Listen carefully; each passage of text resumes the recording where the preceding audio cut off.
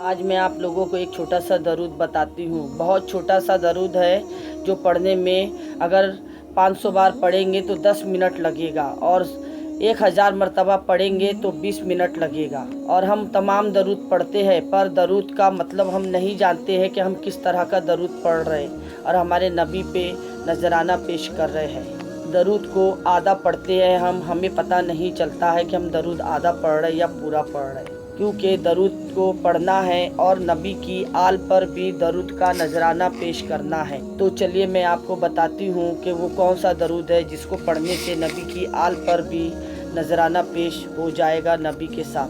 नबी का फरमान है कि मुझ पर आधा अधूरा दरूद ना पढ़ा करो, दरूद पूरा पढ़ा करो। किसी ने कहा हुजूर ये आधा दरूद क्या है? तो नबी ने इरशाद फरमाया कि मेरे साथ मेरी आल पर भी दरूद पढ़ा करो तो पूरा दरूद माना जाएगा। आशिकों ने तो अपनी जानें गंवा दी। क्या हम 10 मिनट और 20 मिनट का टाइम नहीं निकाल सकते अपने नबी और नबी की आल पे दरूद भेजने के लिए? आप नबी पे दरूद भेजोगे आपको नबी से इश्क हो जाएगा। चलिए दरूद क्या है जान लेते हैं। सल्लल्लाहु अलैहि व आलिहि सल्लम, सल्लल्लाहु अलैहि व आलिहि सल्लम, सल्लल्लाहु अलैहि व आलिहि सल्लम। कितना छोटा मुख्तसर सा दरूद है।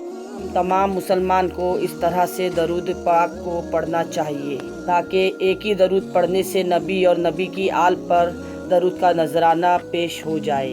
हम सब मुसलमान को कसरत से दरूद शरीफ पढ़ना चाहिए। दरूद पाक पढ़ने से हमारी बहुत सारी ज़रूरतें पूरी होती है, बहुत सारे फ़ायदे होते हैं।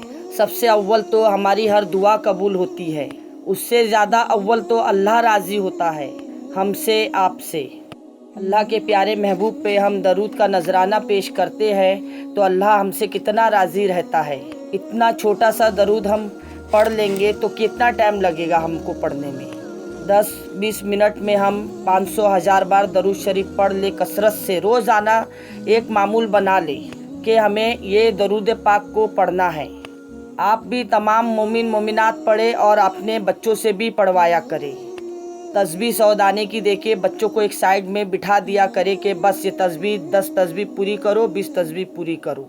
इससे क्या होगा कि हमारे बच्चों को भी दरूद का सवाब भी मिलेगा और दरूद पढ़ने की आदत भी लगेगी और बच्चों का जहन भी अच्छा होगा, बच्चों का रुझान भी अच्छा होगा और पूरे घर में सवाब ही सवाब होगा और अल्लाह हमसे राज़ी होगा।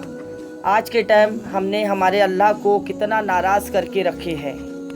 हमको अल्लाह को राज़ी रख के चलना है दुनिया में। जब तक जीना है हमें अल्लाह को राज़ी रखना है। बस हमें ज़िंदगी जीने का एक ही मकसद समझना चाहिए हमको कि हमें अल्लाह को राज़ी रखना है। अल्लाह हमसे राज़ी है तो हमारी दीन दुनिया आखिरत सब आसानी से कटती है। हम गुनाहों से जितना हो सके बचे और अल्लाह को राज़ी रखें। आज की दुनिया गुनाहों का झमेला है, गुनाहों का भंडार है। इंसान नहीं चाह के भी गुनाह हो जाते हैं। कोई जानबूझ के नहीं करता है, जाने अनजाने में हर किसी से गुनाह होते हैं। मुझसे गुनाह होते हैं, किसी से भी गुनाह हो सकते हैं।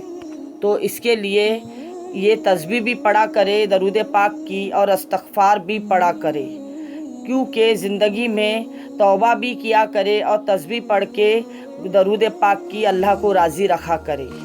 मैं इस्तग़फ़ार भी आपको दे रही हूँ स्क्रीन पे और दरूद पाक भी दे रही हूँ। आप लोग अच्छी तरह से देख के और आराम आराम से इसको नोटबुक पे लिख लीजिए और इसको पढ़ा कीजिए।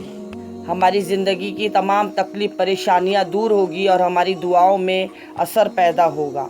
और आप लोगों से मेरी गुजारिश है नमाज की पाबंदी रखें और अपने बच्चों से भी नमाज की पाबंदी करवाए। अल्लाह ताला हर चीज़ को माफ़ करेगा, नमाज को नहीं माफ़ करेगा।